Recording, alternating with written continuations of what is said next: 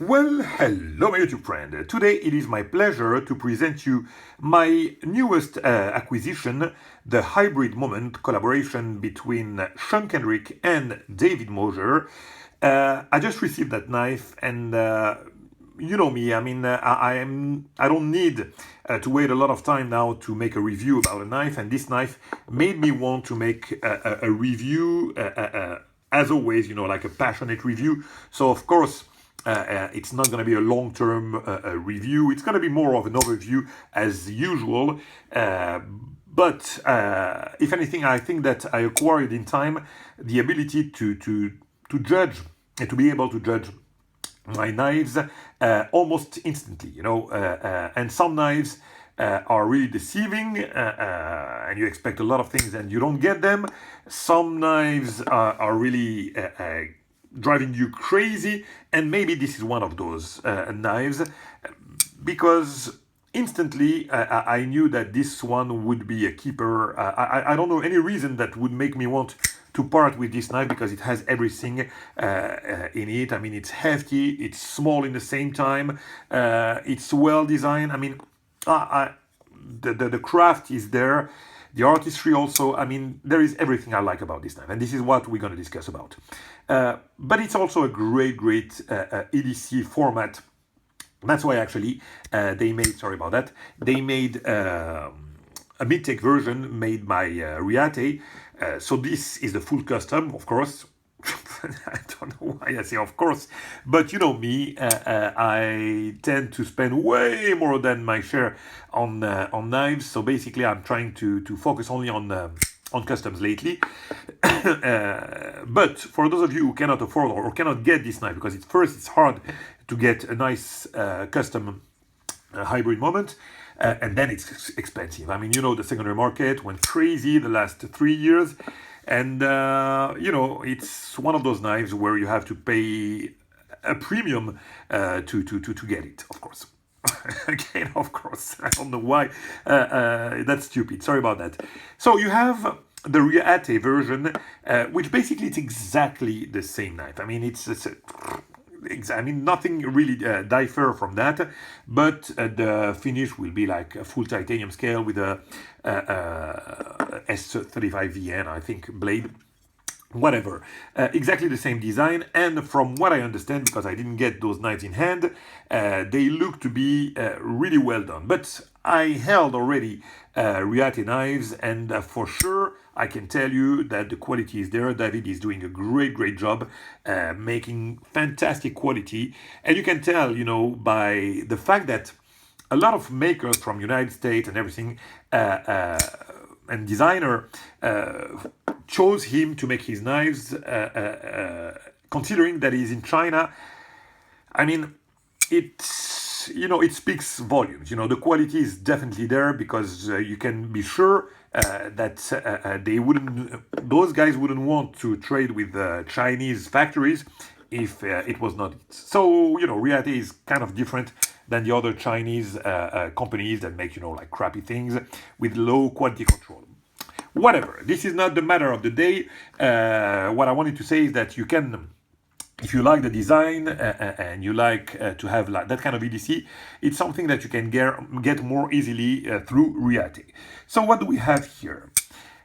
We have a very nice package. First of all, as usual, I'm going to talk about the tool, the function, then the art, and the mechanics.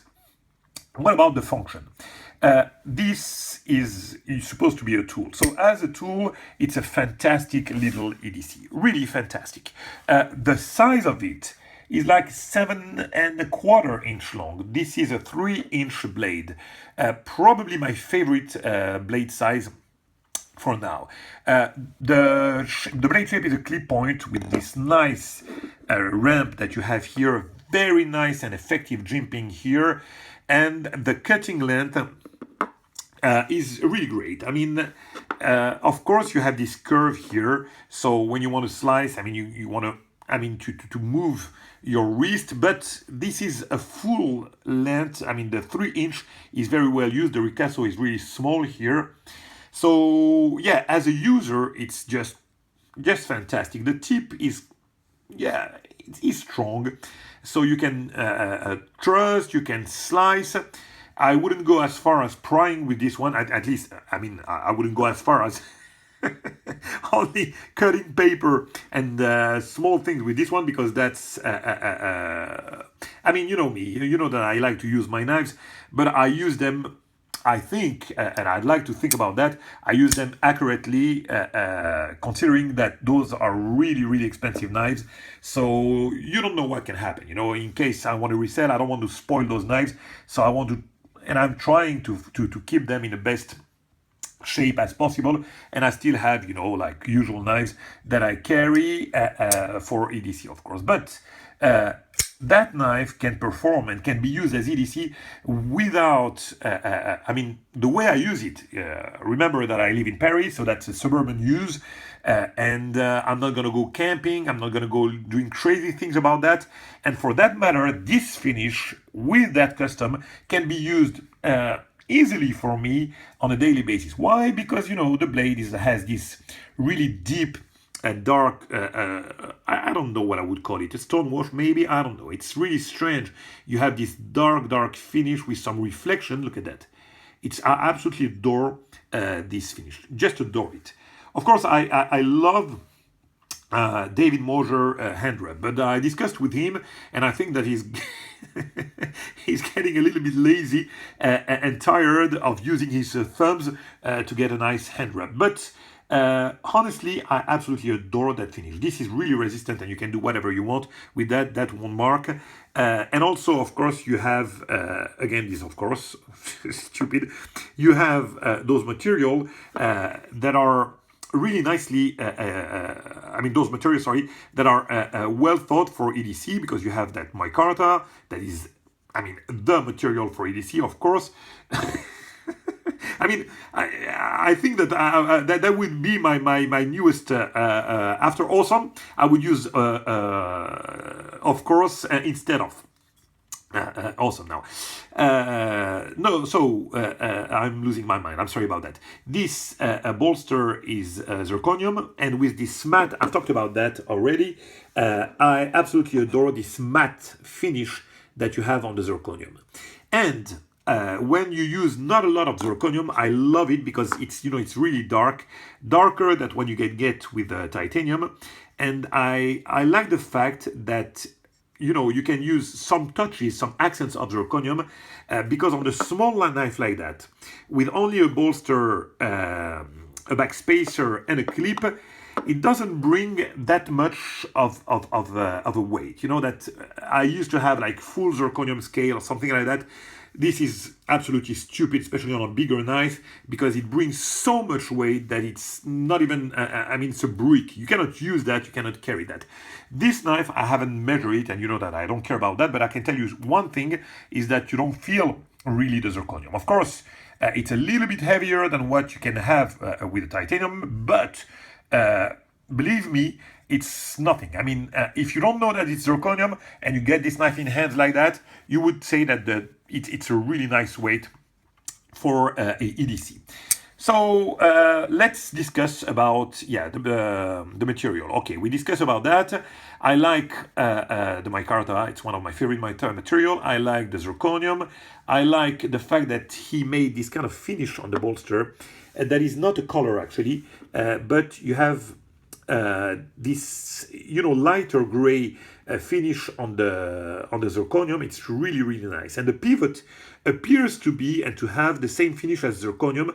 I cannot imagine that he used a zirconium pivot, but it could be it. I mean, I don't know. Really, when you look at the finish and the darkness of it, it really looks like the same color, color that you can get on the zirconium. And the same can be said about the dual thumb stud. I would argue there is zirconium too, but I cannot say for sure. I mean, the thumb stud would be not surprising that, that they would be in zirconium. The pivot a little bit more because it's a softer material, so even for the clip it's not really appropriate. But again, this is not going to be used for crazy tasks. So having a clip in zirconium is not really a concern for me. But the pivot would be surprising. But I don't know. Really, I don't know what it is made of. I absolutely adore the contouring on this knife. Look at that. I mean, the contouring on the micarta and the grooves that are so well done here, and the same here on the zirconium bolster. The contouring on this knife is just excellent, my friend. I absolutely love it. Look at that. So this is the lock side. I like the stonewash also that he gets, very dark, and the contrast that you have here with the zirconium is just great. Typically, you know me, I don't like asymmetrical finish, or if you don't, I'm telling you, I don't like when you have like micarta, bolster, you know, like this kind of finish on this side, and the other side is a simple frame lock. But on this one, it works perfectly well. What I don't like is, yeah, the asymmetry, but as I said, sometimes it works perfectly well, and this is one of those times. For some reason, I absolutely adore this finish and the way it's done like that. Usually I would want to go like the same, I mean like micarta and bolster here and the same here with the liner lock version, but like I said, on this one it works absolutely perfectly well. So the action now.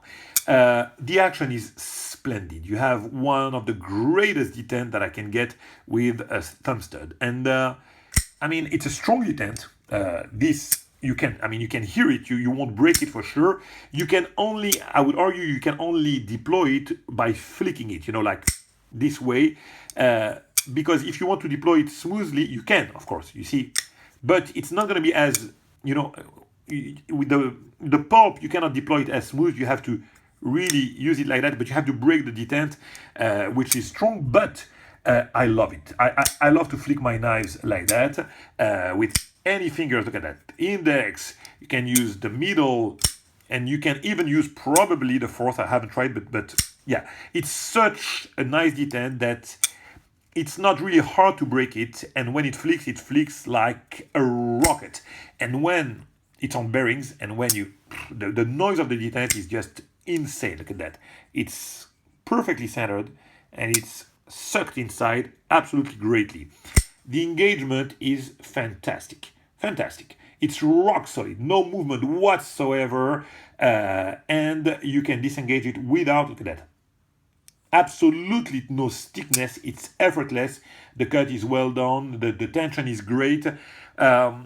Like I said, the mechanics on this knife, the functionality is great as an EDC, and the mechanics are absolutely amazing. It's one of the best action, I would argue, on all the knives that I have. I hate to say it, but honestly, it's one of the best action I can even imagine. I'm trying to think of a better one, yeah, but it's like Rexford-like action. This is what I'm talking about here. So that's just fantastic. About the art, nothing more to say really about it. It's not an artistic knife at all. As I say, it's more design is in a DDC fashion, but the lines are just great, and the line and the contouring, as I said, of the handle is great, and the line of the blade, this nice clip point with this wide. I was more getting into narrower blades. But with this one, you know, the handle is not really large, wide, and the contrast that you have with this handle and this wide blade is really great. You know, it's like the Tashi design. Sometimes I really like when it's wide here, but it's not too wide, because you have it here also, this ramp that, you know, takes off a little bit of material. And I don't know, really it's done in a way that I really appreciate it. So nice clip point, and very nice, as you can expect from David Mosier, a very nice hollow grind on this blade. And it's, I mean, laser sharp. Just love this knife, really, truly adore it. We are heading to the 15 minutes. I don't know if this video made any kind of sense whatsoever, but as usual, I like to share with you And if anything, some guys make some great videos without the sound. Just the quality of the knife and the quality of the video suffice to appreciate it. And I only hope that even that maybe is enough for you to appreciate that knife. That is just a fantastic